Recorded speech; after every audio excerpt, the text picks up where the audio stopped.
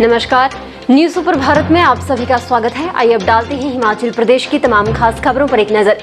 Online learning portal पर पढ़ाई में हिमाचल का 22वां स्थान है। जी हाँ, इसके बारे में पूरी जानकारी आपके साथ साझा करेंगे।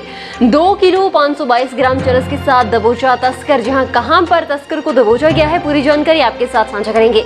10,588 को मिले फ्री गैस कनेक्शन। जी हाँ, कहां पर फ्री गैस कनेक्शन दिए गए हैं, ये भी पूरी जानकारी आपके साथ साझा करेंगे। आइए अब जानते हैं सारी खबरें विस्तार से।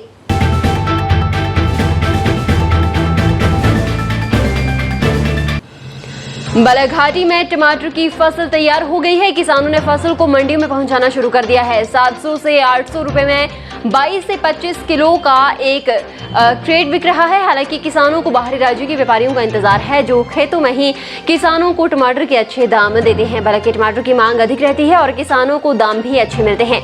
दूसरे राज्यों के व्यापारी किसानों की फसल खेत से ही खरीद लेते हैं। इस वर्ष समय समय पर बारिश होती रही है, इससे पैदावार बेहतर रही है।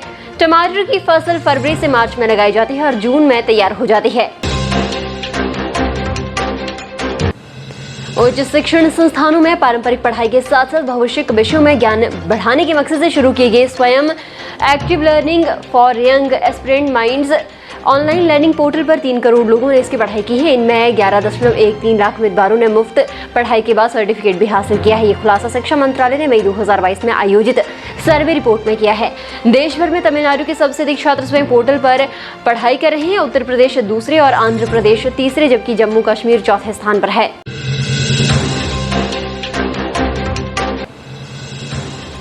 पठानकोट की सीमा से सटे हिमाचल के गंगथ में बाबा क्यूलॉजी महाराज मंदिर में करवाए जा रहे राष्ट्रीय मेले के दूसरे दिन महिला पहलवानों की कुश्तियां करवाई गई। इसमें देश भर के राज्यों से 200 से अधिक महिला पहलवान शामिल हुई।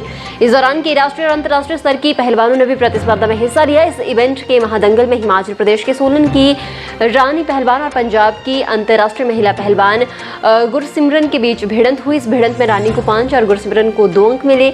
निर्णायक मंडल ने रानी को विजेता घोषित किया।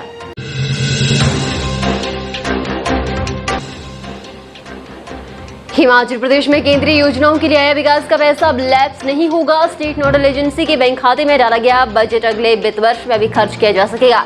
अगर बजट एसएनए खाते से बाहर है और दूसरे खाते में जमा रहा तो इसे वापस मंगवा लिया जाएगा। ये आदेश भारत सरकार के केंद्रीय वित्त मंत्रालय ने जारी किए हैं। इस संबंध में अतिरिक्त मुख्य सचिव वित्त प्रभु सक्सेना ने सभी प्रशासनिक सचिवों को भी एक पत्र लिखा है।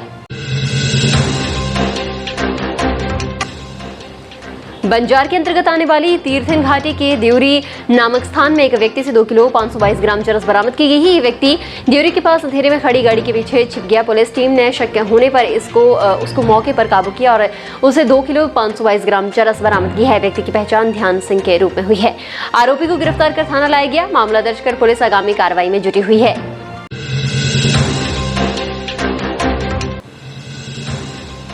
बाबा बालकनाथ मंदिर में गर्मी पर श्रद्धालुओं की आस्था भारी पड़ती नजर आ रही है। बाबा बालकनाथ मंदिर में हजारों श्रद्धालुओं की लंबी कतारें। मंदिर शाहतलाई देखी गई। शाहतलाई बाबा जी के द्वार में गर्मी में भी श्रद्धालुओं की आस्था नहीं रुक रही। पहाड़ों में तपती गर्मी से बचने के लिए हजारों श्रद्धालुओं ने शनिवार रात को भी मंदिर में दर्शन कर अपनी हाजिरी लगाई। महिलाओं को लकड़ियों के धुएं से आजादी दिलाने के लिए चलाई जा रही केंद्र सरकार की उज्ज्वला योजना के लिए जिला ऊना में 10,588 लाभार्थी हैं। केंद्र सरकार की ओर से इस योजना के तहत लाभार्थी को फ्री गैस कनेक्शन प्रदान किया जाता है। केंद्र सरकार की इस महत्वाकांक्षी योजना में जहां महिलाओं को लकड़ियों से होने वाले धुएं से राहत मिली है और उन्हें रसोई के कार्य में भी आसानी होती है, वहीं पर्यावरण को बचाने में भी मदद मिली है।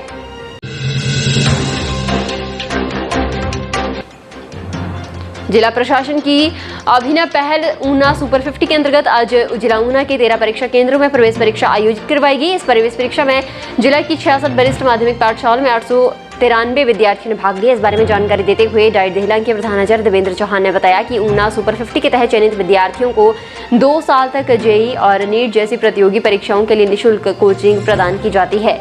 उन्होंने बताया कि इस योजना के तहत इस वर्ष कॉमन लॉ एडमिशन टेस्ट को भी शामिल किया गया है।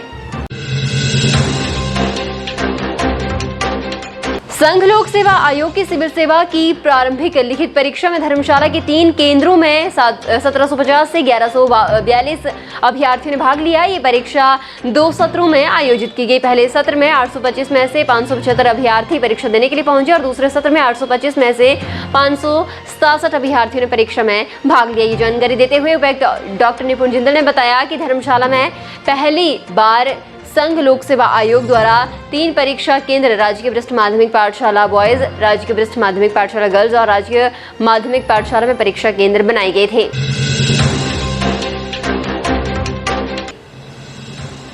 मुख्यमंत्री जयराम ठाकुर ने विश्व पर्यावरण दिवस के अवसर पर नई दिल्ली के विज्ञान भवन में एशिया फाउंडेशन द्वारा आयोजित council planet the way forward कार्यक्रम में भाग लिया। इस अवसर पर प्रधानमंत्री नरेंद्र मोदी ने लोगों को संबोधित किया। योगी, आध्यात्मिक गुरु और फाउंडेशन के संस्थापक सदगुरु ने अपने आंदोलन सेव सॉइल के बारे में विस्तार से बताया। इस गहन चिंतन सत्र को आयोजित करने का उद्देश्य आने वाली पीढ़ियों के लिए एक जागरूक विश्व तैयार करने पर विचार विमर्श करना है।